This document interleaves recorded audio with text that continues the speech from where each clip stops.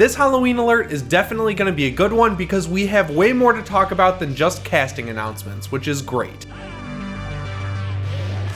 First up, we've got to head over to Wilmington, North Carolina because the local news of all people are letting us know that tomorrow they'll be filming from 4 p.m. till 11 p.m. and that just makes it feel so much more real, seeing them set up to shoot a movie. I can't believe it's actually happening. They also let us know that next Friday and Saturday, Blumhouse does have a permit to shoot a small car crash scene. The permit also says that the car crash will have sparks, smoke, and a small engine fire, and that they'll actually be shutting down a few city blocks to shoot this thing, on top of shutting down a dive bar and a linen factory of all places. I looked some of them up on Google Maps and they look like cool downtown areas that do in fact look a little Midwestern, which was one of my biggest fears with Halloween Kills since they're shooting on the east coast of the country, that they wouldn't be able to find a fall feel or really make Haddonfield feel like it's the Midwest. But judging by that and Ryan Turk's Instagram where he posted a picture of fall leaves that are already happening in September, I feel like we're okay on that front. I've actually lived in LA for over 3 years now and I've never really been to a film set, but if you're one of the people who heads up to Wilmington to see them shoot Halloween Kills, just make sure you're respectful and don't disrupt anyone. As for why they might be filming a car crash, I think it's going to play into why all these characters like Tommy Doyle and Lindsay Wallace are coming back to the franchise and why exactly they're going to be meeting up with Laurie Strode in the final product. I definitely talked about this a couple videos back, but the working title for Halloween Kills is actually Mob Rules. Of course, that's a reference to a Black Sabbath album, but if you look at it literally like we did when Child's Play's working title was The Caslin Project, it's clear to see that there's going to be at least a little bit of a hint in that working title. I think a big theme for at least Halloween Kills is Laurie is going to realize that she's basically shit out of luck this time around. She burned down her entire house with all of her guns, all of her ammo, and all of her traps that she was going to use to hunt Michael Myers inside of it.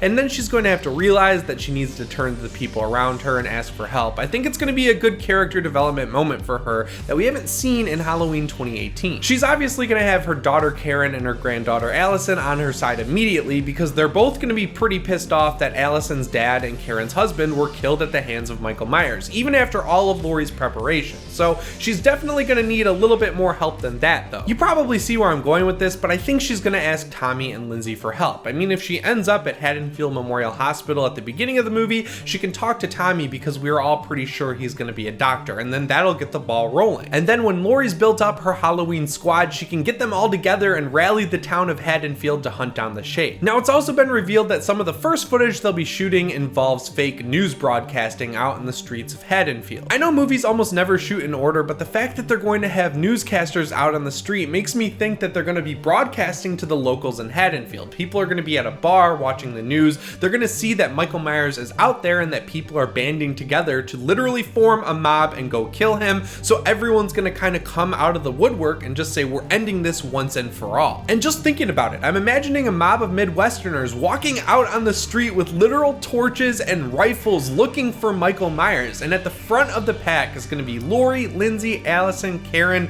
Tommy, Sheriff Brackett could even come back because we know Charles Cyphers might be coming back for this movie. It would be awesome to see him just walking down the street wearing his original bomber jacket hunting down Michael Myers. Something similar to this was done in Halloween 4 when the locals get in their pickup truck and go out hunting Michael, but they actually just end up killing a homeless guy in a bush. So I would hope that this time around they'd be a little more competent, they'd do things differently so we're not just seeing the same stuff again. It's also easy to think about how a literal mob would have the upper hand over the Shape, but the fact that we know there's going to be a car crash tells me that something is going to go wrong, which means he's probably going to slaughter some people, which, real talk, that's why we're in the theater. We want to see Michael Myers kill people. And whatever practical effects Christopher Nelson comes up with, yeah, I'm kind of calling out Pennywise there for all the CGI. I hope he comes up with some really brutal stuff because he's got to top Michael stabbing a lady through the back of the neck and seeing the knife come through that, which was flawless, and then Michael literally carving a cop's head into a jack-o'-lantern. I want to see more stuff like that this time around. And thanks to a tweet from Ryan Turek, we know that the direction he's heading in is disturbing, and I am really happy to hear that. And speaking of Ryan, I saw a lot of confusion on Twitter and Instagram today about a gallery of 4 pictures that James Jude Courtney posted on his Instagram of The Shape. The thing that really threw people off was not only the caption, but the fact that he used the Wilmington, North Carolina location tag. So people are generally thinking that these are from Halloween Kills in some fashion. And when people saw these pictures with that location tag, they were like, what what the hell is going on, because not only is the mask super clean, like cleaner than it was in Halloween 2018,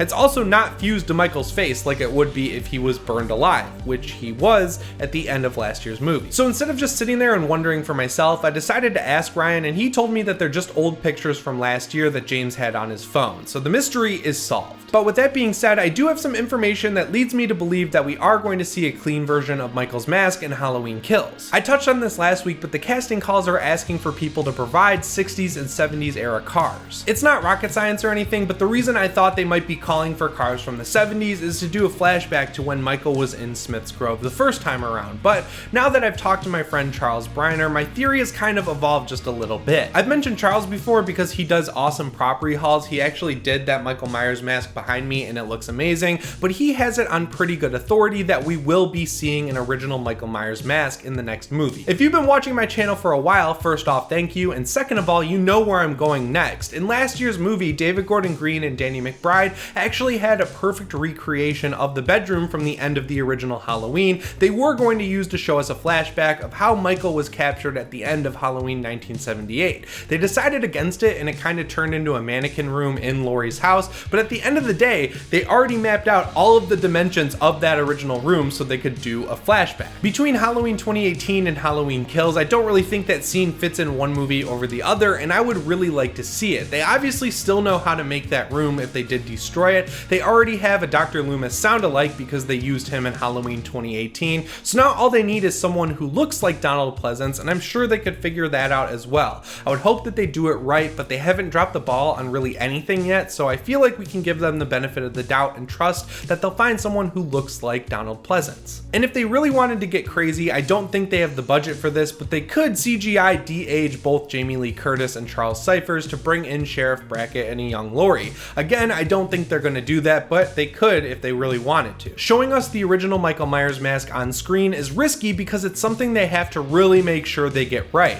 But Christopher Nelson has shown us that he knows how to make an aged version of that mask, so it would probably be easier to get the clean version right, if my thinking there is correct. I don't know, I don't make masks. The crazy thing here is that if they do get it right, it'll be the first time in this entire franchise where movie to movie, like Halloween 1 to a sequel, the mask looks exactly the same as it did in that first movie. I mean, even in Halloween 2, it looked different because of the shape of the actor playing Michael's head and the fact that it sat underneath Deborah Hill's bed forever and just rotted away because she was smoking cigarettes. Regardless, I'm just happy that they're officially about to start shooting because that means we're going to start seeing some pictures from the set. I know they're probably being super secretive and careful not to show off the shape outside of the production because it's really going to be a make it or break it moment for whether or not it's fused to his face or what. Like, it's going to reveal a big part of the story, but I'm hoping that someone leaks out a picture or something because I just want to see what we're working with here. That's it for this week's Halloween alert. My next video is going to be my top 5 horror games of 2019 so far because we've gotten so many great ones,